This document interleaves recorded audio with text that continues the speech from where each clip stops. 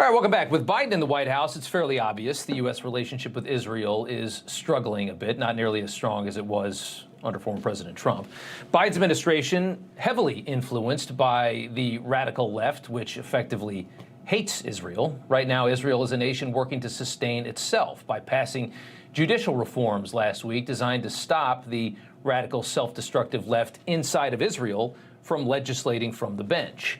The measure ends the Israeli Supreme Court's ability to strike down government decisions and appointments on the basis of what's called reasonability. That's the key word. Prime Minister Netanyahu believed reasonability gave the court far too much power, allowing it to overrule the will of the people and the government that they have elected. Now, the move sparked outrage from the Israeli left, thousands taken to the streets in protest for weeks, including reservists in the military even. Netanyahu ran and won on the promise of reforming the judiciary in Israel. But just like in America, the radical left media are painting him as an extremist for this move. So we wanted to find out the real story, and the Prime Minister joins us tonight to talk more about that. Sir, thank you so much for coming on. We appreciate it. Thank you. Good to be with you. So the Biden White House has called this new judicial reform bill. They say it's unfortunate. I wanted to know what your response to that was. And are those on the left in your own country trying to misrepresent what it is that you're doing? Look, I think the president said that it would be a good thing if we could do this in consensus or with a broad agreement. I happen to agree with him, but it's very hard to do. I mean, imagine if President Biden or before him President Trump had a major item on his agenda and he said, well, I'm waiting for the other side to buy in. And so we've waited 7 months for some buy-in from the other side of the aisle, and none came. So we did something which is quite minor, actually. I mean, I don't want to say minor, but it's not a central pillar of the reform, the reasonableness clause that you're talking about. And it's still met with howls of protest. We're bringing down democracy.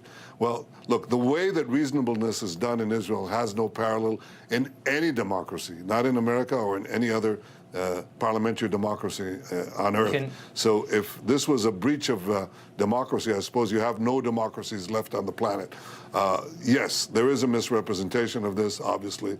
But I think that people, when the dust settles, people will see that this was necessary. This is something that will strengthen Israeli democracy by bringing the balance, the checks and balances between the three branches of government more in line with what Israel was up till about 20 years ago and what all democracies are today. So I think things will work out eventually. Yeah. Okay, explain the reasonableness standard, though. I mean, to people here, we don't really understand what effectively it could do. Why is it so dangerous for the judiciary to have that?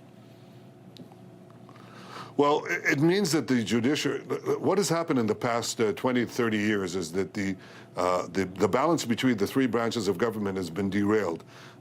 Israel has perhaps the most activist judiciary on earth, and it arrogated for itself a lot of the powers of the executive and the legislative branches in those intervening decades. One of the ways that it arrogates power to itself is it says, I can cancel any decision made by the parliament or by the government by declaring it to be solely on the basis of saying that a judge subjectively says, I think it's unreasonable. Now, mind you, there are many checks that the judiciary has. Yeah. They can say that a certain appointment has a conflict of interest, or there was no due process, or that it wasn't proportional, you name it. But just merely saying something is unreasonable gives a tremendous latitude to the judges without need to base it on existing statutes. So we wanted to not actually eliminate it, but to reduce that statute, as is common in other democracies, and that's what we did. And that's raising howls of protests from our opponents, many of whom in the opposition had previously supported this correction just 7 months ago before the elections. So they're obviously taking a political line on this. I think this is an apt correction, but I'll give you one thing. People are, divided on this on both sides of the aisle. And we have very strong people, a very strong part of the public that wants this to be passed, and in fact was passed according to the mandate we received from the voters. you can't have something as vague as reasonableness and to try and run a country based off something like that. That can obviously be perverted. At first, the Biden administration made clear that they were not going to invite you to the White House. As we kind of switch gears for a second here, President Biden even calling members of your cabinet extremists at one point. Take a listen to this. What will it take for Bibi Netanyahu to get an invitation to the White House? Bibi, I think, is trying to work through how we can work through his existing problems in terms of his coalition. And this is one of the most extreme members of cabinets that I've seen. I go all the way back to Golda Meir and all, and not that she was extreme, but I go back to that era.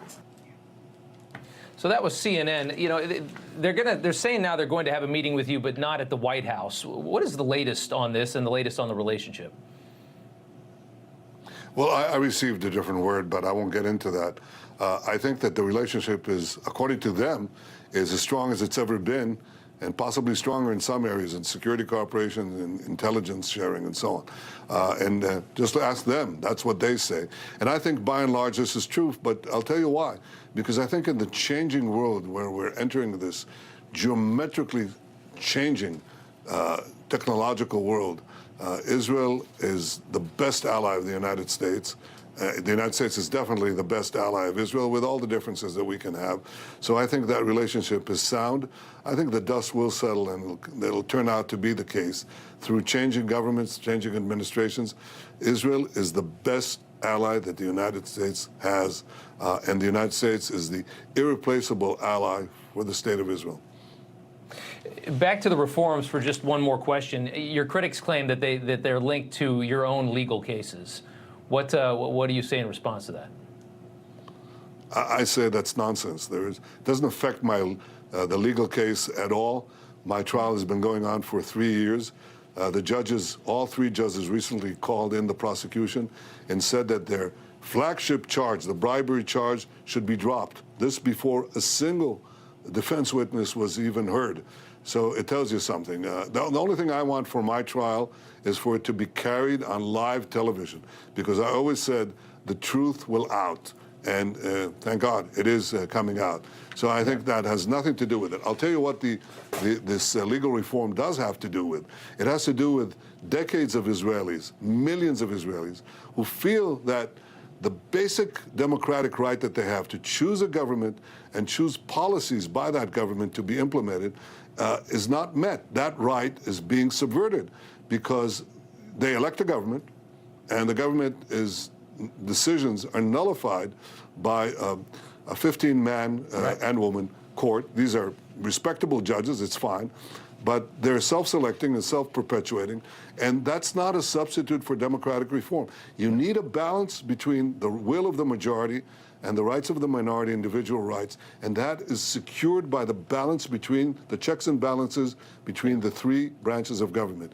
In Israel, the court has all the checks and no balance. We're trying to restore some balance, albeit not as much as you have in the United States and other democracies, but some balance so that we have the will of the majority expressed in responsible terms by the elected governments. Yeah, if you have protesters saying that they don't want you to do it now, but they wanted to do it before you were elected, that tells me a lot about a problem with that clause. I want to go to foreign policy here for a second. It was announced over the weekend that the Saudis are going to host a Ukrainian organized peace summit coming up here in the next couple weeks. The Saudis are very close to Russia. They've worked to keep oil prices down, or keep oil prices high, I should say, to help Putin.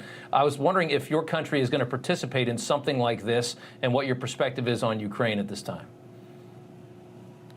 No, I wasn't invited, and may I say, vis-a-vis the Saudis, that there is an effort right now, led by the United States, to expand the peace, the historic peace agreements that we did with the previous administration, with the Trump administration, the four peace treaties we had with the Arab states, historic Abraham Accords, and of course we'll be delighted if we can expand them to include normalization and peace with Saudi Arabia.